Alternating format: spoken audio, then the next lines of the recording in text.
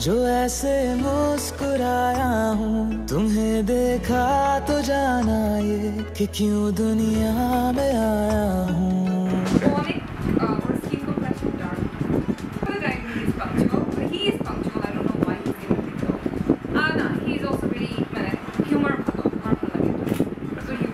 हुआ है आज पहली बार जो ऐसे मुस्कुराया हूँ तुम्हें देखा तो जाना ये कि क्यों दुनिया में आया हूँ। ये जान ले करके जा मेरी तुम्हें जीने में आया हूँ।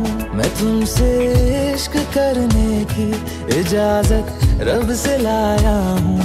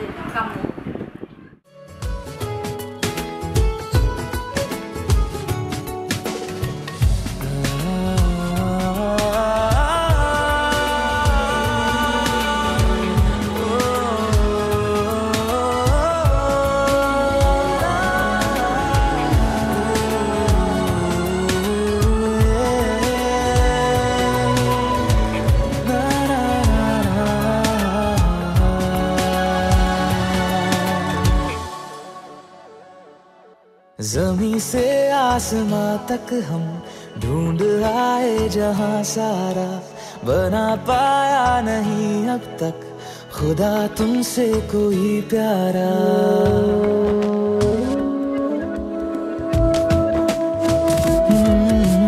ज़मीं से आसमां तक हम ढूंढ आए जहां सारा बना पाया नहीं अब तक खुदा तुमसे कोई प्यारा। बातों में तेरी है बदमाशियाँ सब पे बजा की है तारीफियाँ। मैं लिख दूँ आसमां पर ये कि पढ़ लेगा जहाँ सारा हुआ ना होगा अब कोई यहाँ हम दो सा दोबारा। मैं दुनिया भर की तारीफें तेरे सजदे में लाया हूँ। मैं तुमसे इश्क करने की इजाजत रब से लाया हूँ। জন্মটা হলো যখন হসপিটালে মানে হলো আর কি তখন ওর ফার্স্ট খালামুনির কাছে ওকে দেওয়া হলো দিয়ে তারপরে হলো আমাকে বলা হলো তা ফার্স্ট আমি আমার যে ডক্টর ছিল সে ডক্টর এসে বললো যে ঠিক আছে আপনার তো আমি তো বলেছিলাম যে খুব সুন্দর একটা মেয়ে হবে মেয়ে হলে মেয়েটা আপনি আমাকে দিয়ে যাবেন। তখন ঠিক আছে আপনি মেয়েটা আমাকে দিয়ে আপনি চলে যান। বললাম ঠিক আছে আপনার তো দুটো মেয়ে আছে তাহলে ছেলেটাকে নিয়ে নেন মেয়েটাকে রাখি বলে না না মেয়েটাকে দিয়ে আপনি যান। এই বলে একটু সবাই হসপিটালে সবাই ঠাট্টা করলেই করলো আর কি ওর হওয়ার একটু যে প্রবলেম ছিল দিকে। তারপরে তো হসপিটাল থেকে যখন বাসায় চলে আসলাম আমার ভাই তো ডাক্তার ও সব অ্যারেঞ্জমেন্ট করলো আর বড় খালামুনি এভরিথিং সে সব কিছু এই করলো মানে একদম রোজগার যা করার যেভাবে করার এই করলো নিয়ে আসলো। তখন জিতা তানিম সুমিরা খুব ছোট ছিল ওরা দেখে তো একদম মানে ছোট বেবি পেয়ে খুব খুশি এই অবস্থা। আর ও মানে তারপরে থেকে মানে ও মানে এত চুপচাপ ঠান্ডা ছিল মানে যে বাচ্চারা বলে যেমন একটু বিরক্ত করা একটু দুষ্টুমি কান্নাকাটি করা এ করা ও এই জিনিসটা কখনো করেনি ছোটবেলায় এই জিনিসটা খুব। বিয়ের পরে হলো অ্যাজ ইউজুয়াল মাদের যেমন লাগে হ্যাঁ এতদিন মনে হয়েছে যে বিয়েটা যখন ঠিক হয়েছে বা হচ্ছে আমার খারাপ লাগেনি যে বিয়ে হচ্ছে বা এটা ভালো লাগা ওর তখন ওই তখন বিয়েটা হয়ে যাবে তখন মানে এই রাত্রি থেকে তখন আমার একটু মানে ব্যাপারটা অন্যরকম লাগছে। আর লাগছে যেহেতু আবির নেই, আর একটু মানে একটু আপসেট লাগছে, দুইজন থাকলে একটু ভালো লাগতো। মানে ওই ও চলে যাবে, ও যে থাকবে না আমার কাছে, মানে এটা আমি মনে করতে চাচ্ছি। ওটা মনে করা যায় যে ছোট সময় এত চুপচাপ ঠান্ডা ছিল, আর খুব ঘর গুছাতো, আমাকে সব কাজে হেল্প করতে আসতো, দরকার হলে ওর নিজের মধ্যে গায়ে কাপড়টা ফেলে বলতে আমি তোমাকে কাজে হেল্প করছি, ও টেবিল গুছিয়ে দিত। বড় হয়ে একটুখানি ও কি হয়ে গেছে যে এখন না, আমার তো পরে কাজ করতে হবে, এখন আর আমি কোনো কিছু করবো না। এখন তো আর কাজের মধ্যে তোলে যেতে চায় না, কিন্তু অন্যান্য ওগুলো হেল্প করে। মানে এটা করলে ভালো হয়, এই জিনিসটা বাসার এটা করলে ভালো হবে, ডেকোরেশনটা এইভাবে করলে ভালো হবে, ঘরটা এইভাবে সাজালে ভালো হবে, মানে এই হেল্পটাও আমাকেই করে। আর ওর ফিলিংসটা তো আছে, মা বাবার প্রতি একটুখানি অন্যরকম ফিলিংস আছে। ঠিক অনুভূতিটা হইল, এত আনন্দ, এত মানে এক্সাইটমেন্ট, হয়তো এটা কোটি টাকা দিয়ে কেনা যায়। আনপ্যারালাল লাগছে। ছোটবেলায় বেশি কোনো ডিস্টার্ব করতো না, ঠান্ডাই ছিল, দুই ভাই বোনই ঠান্ডা, তবে ও একটু জিদ্দি ছিল। তারপরে ঢাকায় আসার পরে স্কুলে ভর্তি হলো, পড়াশোনা আরম্ভ করলো। ও কখনো কিন্তু দেড়টা বলে না, ও বলে 1:30। আড়াইটা বলতে পারে না, 2:30। আর একবার পড়তে টেবিলে মাথার উপর ফ্যান ঢুকছিল, ফ্যানটা বাস করে পড়লো। ভাগ্য ভালো যে ফ্যানটা ওর মাথায় পড়েনি, জাস্ট 1 বিঘে দূরে গিয়ে ধস করে নিচে পড়ে। এই একটা স্মরণীয় ঘটনা বলতে পারো। আর একটা জিনিস হচ্ছে হলো যে ওই হিন্দুদের ধর্মের আছে না আদ্যশক্তি মহামায়া, যেটা দুর্গাকে বলা হয়, তা ওরা একদিন পড়তেছে আদ্যশক্তি মহামায়া, পড়তে বলছে খাদ্যশক্তি মহামায়া। আদ্যশক্তিটা হয়ে গেছে খাদ্যশক্তি। তো আমার বাবার জীবনে ঘটছে, তোমার বাবার জীবনে ঘটছে, আজকে আমার জীবনে ঘটছে, ভবিষ্যতে ওদের জীবনেও ঘটবে। তো এটা হচ্ছে একটা ইউনিভার্সাল একটা ব্যাপার। এটা মানুষ হয়ে জন্মালে এই প্রসেসটার মধ্যে দিয়ে যেতে হবে, প্রসেসটা অতিক্রম করতে হবে। এটাই নিয়ম, যত আদরেরই বলো না কেন। এটা হচ্ছে মানে sometimes it gives me pleasure, sometimes it gives me pain. रब से लाया रब से लाया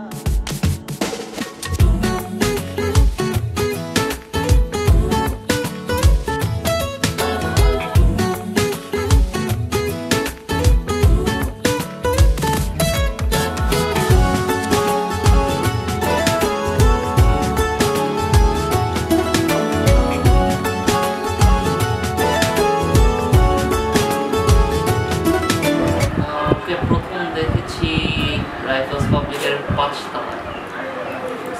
প্রথম দেখে নামটা পড়েছি কাজী ইবানুল রশিদ। আমি প্রথমে দেখে অনেকটা জাপানিজ অ্যানিমে ক্যারেক্টারের মতো লাগছে। পরে হচ্ছে 2008-এর দিকে যখন ফেসবুক নতুন ওপেন করে, তখন রাইফেলস পাবলিকের একটা মেয়েকে দেখে ভাবলো যে ঠিক আছে, বেসিক্যালি তখন থেকে কনভারসেশন শুরু হয়েছে। আর it built up eventually. Okay, fine. ওর কথা বলার ধরনটা, ওর যে she is one of the very few girls that I actually like talking to. It seems she knows a lot, or she at least keep up with the global affairs or the matters that are intellectually stimulating. So it's like very difficult to find a person that shares like common interest. Through that conversation, that you can actually build up that conversation, and you can actually talk for hours without even thinking or without even being bored. So ওই হিসাবে I guess ওর যে intellectual curiosity, I guess ওইটাই best attribute. So কাজী যখন বলতেছিল হচ্ছে আপনার হাতে তুলে দিলাম আপনার হাতে তুলে দিলাম, ভয় লাগছে, সিরিয়াসলি ভয় লাগছে। There you go, you already have too much on your plate, you have like extra tons of responsibilities on your shoulder again. But মজাও লাগছে, খুশি লাগছে, 7 বছর ধরে প্রেম করতেছি, so knew যে this is gonna happen. So definitely খুশি লাগছে, হালকা হালকা ভয় লাগছে, but overall বলতে গেলে very happy এখন আসতেছি অনেক. This is actually तू है जो रूबरू मेरे, बड़ा महफूज रहता हूँ, तेरे मिलने का शुक्राना खुदा से रोज करता हूँ.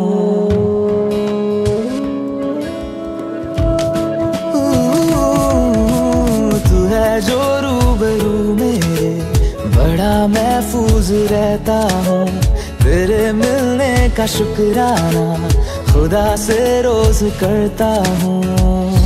हमको पता है ये नादानियाँ है, आवारा दिल की है आवारियाँ.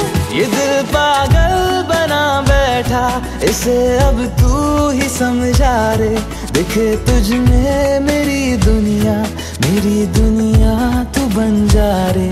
ओ खुशकिस्मत जो किस्मत से तुम्हें ऐसे मैं पाया हूँ, मैं तुमसे इश्क करने की इजाजत रब से लाया हूँ.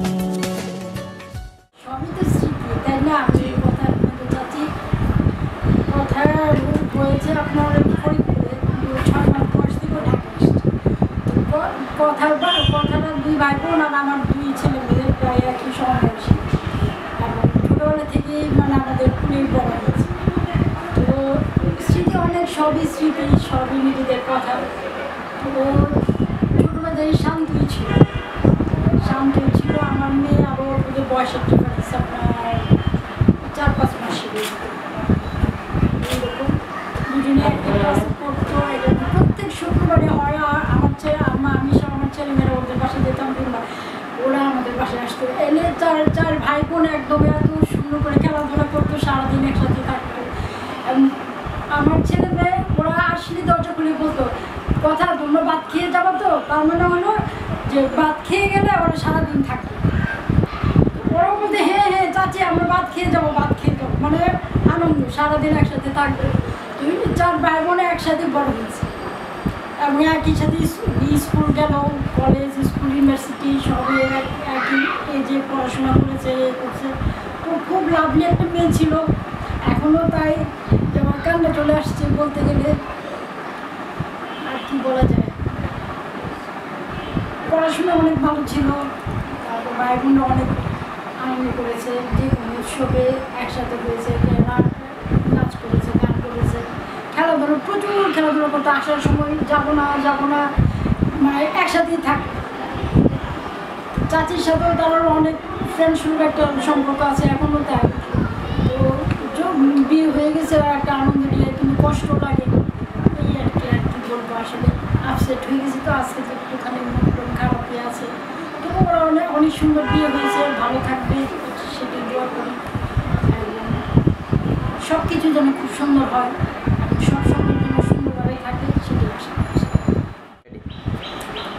আমি সুমন, কথার মামা। এটা মনে হচ্ছে সেদিনও বড় হলো, আজকে বিয়ে হয়ে যাচ্ছে। ছোটোবেলায় খুব বেশি কথা বলতো, তারপর হঠাৎ করে বড় হয়ে গিয়েছে, কারণ ওই সময়গুলো আমি দেশে ছিলাম না। আজকে খুব ভালো লাগছে। আমি কথার ইতিহাসের সুখী দাম্পত্য জীবন কামনা করছি। আশা করি ওর কথার মাধ্যমে ইতিহাসকে সারা জীবন আগলে রাখবে। কথা এবং আবির আমার খুবই প্রিয়। আজকে আবিরকে দেখছি না, আশা করি আমি খুব মিস করছে কথাকে। আবিরের জন্য ভবিষ্যতে দেখা হবে। আমেরিকাতে যেহেতু যাচ্ছ, তো তোমরা আবার একসাথে সেই আগের মতো কথা বলবে। রিলেশন এতটুকুই ডিপ যে ওর সাথে আমরা ইউনিভার্সিটিতে পরিচয়, কিন্তু এই প্রোগ্রামটাতে বা গতকালকে ওর স্কুলের কোনো ফ্রেন্ড বা কলেজের কোনো ফ্রেন্ড ছিল না, আমরাই ছিলাম। আর যদি আমাদেরকে ইনভাইট নাও করতো আমরা অবশ্যই ঢুকে চলে যেতাম, ঠিক আছে, কারণ এই বিয়েটা আমাদের জন্য এতটাই ইম্পর্টেন্ট। আমরা এত এক্সাইটেড ছিলাম এই বিয়ের জন্য ফ্রম দ্য ফার্স্ট, মানে সবার আমরা হচ্ছে 7 জনের একটা গ্রুপ। তো এখানে ইভিতে হচ্ছে সব থেকে স্টাইলিশ, সব থেকে একটু মানে বিহাইন্ড দ্য স্ট্রিম যেটাকে বলে এরকম, হ্যাঁ আউট অফ দ্য বক্স। তো সবসময় ভাবতাম যে ইভিতে সবার পরে বিয়ে করবি, আর ইভিতে সবসময় আমি কখনো বিয়েই করবো না। আমরা হচ্ছে আমরা সবাই বিয়ে করে ফেলবো, তারপর যদি বিয়ে করে আমরা বাচ্চা কাচ্চা নিয়ে যাবো বিয়েতে। তো দেখা যাচ্ছে ও হচ্ছে সবার আগেই অলমোস্ট বিয়ে করে ফেলতেছে। আর ইভিতা সম্পর্কে আরেকটা যেটা যেহেতু আজকে ওর বিয়ে নিয়ে কথা হচ্ছে, একটা জিনিস আমি বলতে চাই যেটা হচ্ছে তৌসিফ ভাইয়ার উদ্দেশ্যে, সেটা হচ্ছে ইভিতাকে যেদিন থেকে চিনি আজ পর্যন্ত মানে ইভিতা হচ্ছে এমন একটা মেয়ে যাকে হচ্ছে ওর মানে ফাইনাল পরীক্ষার আগের দিনও আমাদের ফোন করে জিজ্ঞেস করে সিলেবাস কি, মানে এরকম একটা মেয়ে যে সবসময় বলি যে ও এত কেয়ারলেস, মানে কোনো কিছুতে সিনসিয়ার না, সব কিছু ধরা ধরা। তো একটা জিনিসে একদম মানে পুরোটা সময় যে ব্যাপারটাতে পুরোটাই সিনসিয়ার নিয়ে এবং মানে সম্পূর্ণ ডেডিকেশন নিয়েছিল, এটা হচ্ছে তৌসিফ ভাইয়ের প্রতি ওর ফিলিংস। মানে এটা আমার মানে আমি এটা সবাইকেই বলি যে ইভিতা মানে প্রথম যখন ইভিতাকে আমি মানে পরিচয় হয় ইউনিভার্সিটিতে, মানে সত্যি কথা আমি ভেবেছিলাম যে এত স্টাইলিশ একটা মেয়ে, এতই মনে হয় মানে রিলেশন এইসব ব্যাপারে হয়তো বা অতটা সিরিয়াস না বা এরকম। কিন্তু আমার যেটা মনে হয় মানে অনেক ক্ষেত্রে মনে হয় যে আমাদের অনেকের চেয়েও ও তৌসিফ ভাইয়ের ব্যাপারে এতটা ডেডিকেটেড যে এতটা লং ডিস্টেন্সের থেকে ওরা এটা মেনটেন করেছে এবং আজকে ওরা মানে at the end of the day ওরা ম্যারিড, ওরা একসাথে, মানে এটা হচ্ছে আমার কাছে সবচেয়ে বড় একটা খুশির ব্যাপার। এবং এই জন্যই ইভিতাকে আরও অনেক বেশি ভালো লাগে যে ইভিতা যেটার প্রতি ডেডিকেটেড সেটা সম্পূর্ণটা দিয়েই ডেডিকেটেড এবং সেটাও করে দেখায়। ওর সাথে আমরা মানে ও, আমি আর আমাদের একটা ফ্রেন্ড ছিল সানজানা, আমরা প্ল্যান করেছিলাম যে আমরা থাইল্যান্ড যাবো ঘুরতে একা একা। তো এই জিনিসটা আমি জানি না এখন আর হবে কিনা, বাট আমি তাও বুড়ি হয়ে থুরথুরে হয়ে যাওয়ার আগ মুহূর্ত পর্যন্ত এইটা মাথায় রাখবো বা আমি এক্সপেক্ট করবো যে ও যাবে। আর সত্যি আমি আশা করবো যে আমরা যাবো। আর আমরা যে ফার্স্ট ইয়ার থেকে, ঠিক আছে, যে মানে আমরা অ্যাডভেঞ্চার, চলো বুড়িগঙ্গার ময়লা পানিতে আমরা ঘুরে আসবো, তারপর আমরা মাওয়া যাবো, ধুলার মধ্যে গিয়ে ইলিশ মাছ খাবো, তারপর যত রকমের অ্যাডভেঞ্চার আছে, ঠিক আছে, ওর সাথে মানে আমরা প্ল্যান করেছি। আর আমার সব পাগলামিতে ও ধোয়া দিয়েছে আর ওর পাগলামিতে আমি, তারপর আরেকজন আছে সানজানা, আর ওরা হচ্ছে একটু ভদ্র ক্যাটাগরি, ঠিক আছে, বাকি সব ফ্রেন্ডরা ওরা খুব ভদ্র, মানে একটু ওরা আমাদেরকে হচ্ছে মানে ব্যালেন্স করে করে চলে। আর আমি আর ইভিতা আর সানজানা ছিলাম হচ্ছে একদম আগ্নেয়গিরি, হ্যাঁ একদম ফুটে চলা এরকম। তো ওকে আমি খুব মিস করবো, আমার অ্যাডভেঞ্চার পার্টনার। আর আমি যেটা মিস করবো সেটা হচ্ছে মানে ইউনিভার্সিটিতে আসার পর থেকে ইভিতার সঙ্গে থাকার পর থেকে মানে যে কোনো ব্যাপারে মানে ইভিতা হচ্ছে সবসময় আমাকে খ্যাত বলে যে তুই এত খ্যাত। তো ব্যাপারটা এমন হয়ে দাঁড়িয়েছে যে এখনো যদি মানে পার্সোনাল একটা জিনিস সেটা হচ্ছে যে মানে আমার বিয়ের পর প্রথম যখন আমার হাজব্যান্ডের সাথে আমি শপিংয়ে যাই তো আমার হাজব্যান্ড বলে যে তুমি না হয় ইভিতাকে সাথে নিয়ে যাও, কারণ ও মানে এতটা বিরক্ত ছিল মানে যেটাই কিনতে যাচ্ছে বলে না ইভিতা এটা খ্যাত করবে, ইভিতা এটা পছন্দ করবে না, ইভিতা আমাকে পচাবে। তো এখন হচ্ছে এমন একটা হয়ে গেছে যে ও আমি যদি কোনো কিছু কিনি ইভিতা যদি সেটা খ্যাত না বলে তাহলে আমি কনফিউজ হয়ে যাই, তার মানে মনে হয় এটা কেন আমাকে খ্যাত বলতেছে না, ওকে আমার উপর রাগ বা মানে কেন বলতেছে না যেটা খ্যাত হয়েছে। তো এটা ও চলে গেলে আমাকে আর খ্যাত বলার কেউ থাকবে না, এটা আমি সবচেয়ে বেশি। And same goes for me, আমি যখন কোনো জামা কিনে বাসায় যাই তখন মা বলে কি এটা ইভিতা পছন্দ করবে তো বা মুনমুন পছন্দ করবে তো, এই মানে আমার পছন্দের স্ট্যান্ডার্ডটা ওদের দুজনকে দিয়ে মাপা হয়, মানে ওরা ভালো স্ট্যান্ডার্ড ওদেরকে আমার ফলো করতে। এটাই আমি মিস করি ইভিতার ব্যাপারে যে আমরা দুজনে মিলে ওদেরকে খ্যাত বলি। তো হচ্ছে খ্যাত বলার পরে সবাই মিলে আমাদেরকে অ্যাটাক করে, তারপরে আমরা দুইজনে ওদেরকে ফাইট করি, ও চলে গেলে আমার ফাইট করার কেউ থাকবে না। আরেকটা জিনিস হচ্ছে যে মানে আমরা যে 7 জন ফ্রেন্ড তার মধ্যে আমি একাই হচ্ছে ইউনিভার্সিটি হলে থাকতাম। তো ইভিতার বাসা মানে সব ফ্রেন্ডের বাসায় আমার থাকা হয়েছে, মানে ইভিতার বাসায় গ্রেটফুল, মানে সবার বাসায় আমার রাতে থাকা হয়েছে, মানে সবাইকে আমি অনেক জ্বালিয়েছি।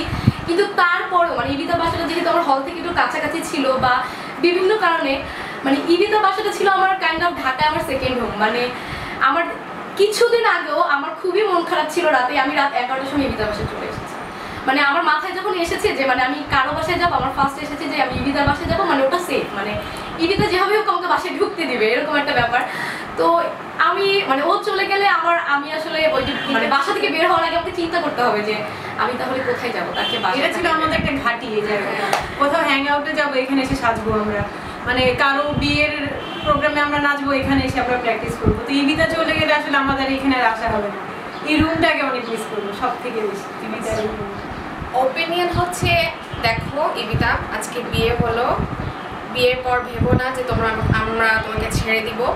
তোমাকে অবশ্যই একটা রুমে ঢুকিয়ে আমরা আচ্ছা সে মাইডোর করবো, কারণ যে পেইনটা তুমি আমাদেরকে দিয়েছো সারা জীবন এটা ভোলার নয়। আর সেকেন্ড হচ্ছে আমি জানি তুমি আমাদেরকে যতটা পেইন দিয়েছো তার চেয়ে কম পেইন তৌসিফ ভাইয়াকে দিবা না। তাই তৌসিফ ভাইয়ার জন্য অনেক অনেক অনেক শুভকামনা। আর ভালো থেকো, সুস্থতা থাকবে। আচ্ছা আমার তরফ থেকে হচ্ছে ইবিতা তোমার বিয়ে হয়ে গেছে আজকে, সামনে নতুন একটা জীবন, অনেক মানে ভালো দিন থাকবে, খারাপ দিন থাকবে, অনেক ঝগড়াঝাটির দিন আসবে, অনেক মানে মজার দিন আসবে, কিন্তু একটা কথা সবসময় মনে রেখো যে এটা তোমার লাইফ, তোমার সুখে থাকাটা আমাদের কাছে সবচেয়ে বেশি ইম্পর্টেন্ট। তুমি যেই ডিসিশনে নিবে না কেন আমরা সবসময় তোমার পাশে থাকবো, কিন্তু সেই ডিসিশনটা নেওয়ার পর তোমাকে হ্যাপি থাকতে হবে। এটা হচ্ছে সবচেয়ে বড় কথা। আরেকটা হচ্ছে তুমি এখন বাইরে চলে যাচ্ছ, আমাদের জন্য অনেক অনেক গিফট পাঠিও, কসমেটিক্স। আচ্ছা আমরা তো বিজনেস করবো একসাথে, তুমি পাঠাবো আমি এখান থেকে বিক্রি করবো আর আমি এখান থেকে বাংলাদেশে জিনিস পাঠাবো। আর তুমি কিন্তু চলে যাওয়ার আগে আমাকে বলছো যে তোমার এখন এখানে যা যা আমি যাব সব কসমেটিক্স আমার সব কসমেটিক্স গুলো কি আমি জুয়েলারি আমার সব কসমেটিক্স আমার কসমেটিক্স আমার জুয়েলারি আমার কসমেটিক্স আমার কসমেটিক্স ভুলে যাও তোমরা, কসমেটিক্স আমি তোমার নাম কসমেটিক্স আমার টপ লিস্টে আমি আছি। জামা কাপড় ওর হ্যাঁ জামা কাপড় আমার হবেই না হবে হ্যাঁ